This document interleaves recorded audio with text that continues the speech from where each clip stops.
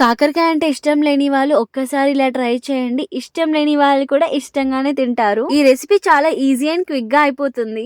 దీని ప్రాసెస్ వచ్చేసి కాకరకాయ పొట్టు మొత్తం మంచిగా పీల్ చేసేసుకోవాలి. మీకు నచ్చిన షేప్స్ లో కాకరకాయని అయితే కట్ చేసి పెట్టుకోండి. కాకరకాయ అంటేనే చేదు, ఆ చేదు తగ్గాలి అంటే పసుపు ఉప్పు వేసి మంచిగా కలిపిన తర్వాత వాటర్ తో అయితే 2-3 టైమ్స్ వాష్ చేసుకోవాలి.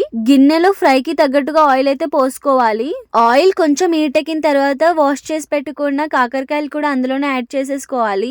ఒక సైడ్ కాకరకాయలు మంచిగా ఫ్రై అవుతుంటే ఇంకో సైడ్ వెల్లిపాయలు, రెడ్ చిల్లీ పౌడర్ అలాగే తగినంత సాల్ట్ వేసుకుని బాగా దంచుకొని అయితే పక్కకు పెట్టుకోవాలి. కాకరకాయ లైట్ గా ఫ్రై అయిన తర్వాత అందులోనే సాల్ట్ అండ్ పసుపు యాడ్ చేసుకొని అటు ఇటు ఒకసారి కలుపుకోవాలి. ఇందులో కరివేపాకు కూడా యాడ్ చేసుకోవచ్చు. నా దగ్గర కరివేపాకు లేదు కాబట్టి నేను స్కిప్ చేసేసాను. కాకరకాయలు బాగా ఫ్రై అయిన తర్వాత అందులోనే ఎల్లిపాయ కారం వేసేసుకోవాలి. ఇంతే ఈ ప్రాసెస్. మీకు ఎలా అనిపించిందో let me know in the comment section. ఉంటాం అలా.